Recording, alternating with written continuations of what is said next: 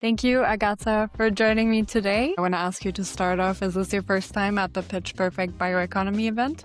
Thank you, Melinda, for the invitation. Yes, indeed, it is the first time, and I'm very happy that I could participate in the panel discussion and listen to the very interesting events and discussions. The whole topic of the event is focused on, how to scale bio-based innovation in Europe. I wanted to ask you how you see policy as a supporting mechanism for this to happen. Yes, the EU Bioeconomy strategy will be adopted on 27th of November and will have 4 objectives in mind. The first one is indeed scale up from fab to lab to the deployment, to remove the barriers and to scale up investments and de-risking innovation.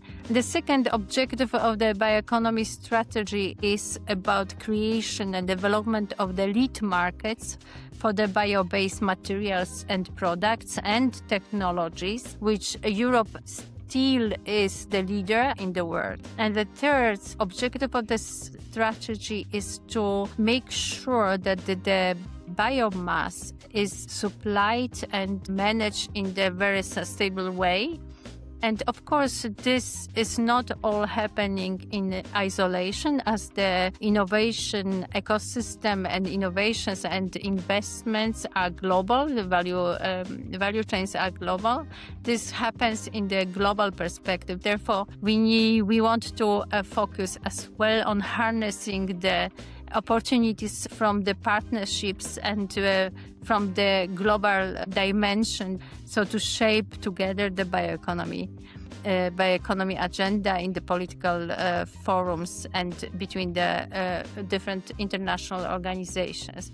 So there are different mechanisms how to make it and to speed up and scale up deployment of the bio-based solutions. We would like to focus on removing barriers. That's why we would like to set up the Regulators and Innovators Forum that will discuss how to speed up and make it simple for innovations to be scaled up. We will have several different investments mechanisms. We would like to work together also with the private investors, with promotional national banks, with the European Investment Bank, and create a so-called deployment group that will create a pipeline of bankable projects and make sure that the investment is going behind. So you can see that there are different types of mechanisms or tools that we would like to propose to implement this strategy. In terms of creation and development of the lead markets,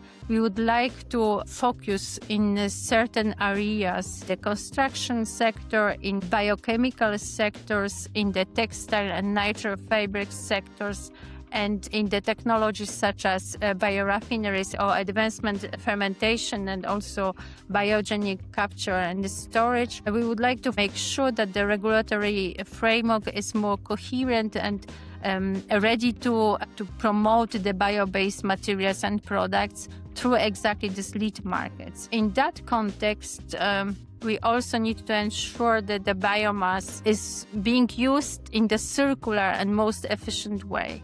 The bioeconomy strategy will pave the way into the circularity of the residues, byproducts in the forestry and agriculture, or via the or food waste simplification measures. And those aspects of the circularity require a lot of different mechanisms to be implemented. And first of all, to design in the EU policy. So you see that there is a bunch of different regulatory and non-regulatory measures that will be proposed in the years to come and will be implemented at the EU level. We want to join the forces with the member states, with the stakeholders, with industries, with investors and civil society to make the bioeconomy the strength and indeed the growth engine of the Europe. We talked about the Draghi report in our panel discussion, where he essentially highlighted that the way Europe has been doing business until now will no longer suffice, right, to continue the growth as it has today. And I wanted to ask you, how do you see Europe's current setup and competitiveness on a global scale? Yes, indeed, the competitiveness is in everyone's mind in Europe now, because the competitors have the similar ideas to use the bioeconomy as the growth engine. And when talking about China, China is really pushing ahead with its strategy. India as well. And the US, of course. How we see it is that Europe has a very strong strength based on science, on innovation, and that is happening already in Europe for years. What we need to use to our competitive advantage is exactly those skill sets that our competitors have, namely the speediness, and that's really important. And if we take, for example, how long does it take to put a product on the American market, it's 2-3 times shorter than in Europe. And that's exactly what we need to tackle. So you see, we have our strengths, we have our foundations in know-how, in expertise, in the science, and in innovation. And we need to very quickly speed up on that missing elements that our competitors are strong in. So far, we have also very good infrastructure and pilot sites in Europe. So I believe that we still are ahead.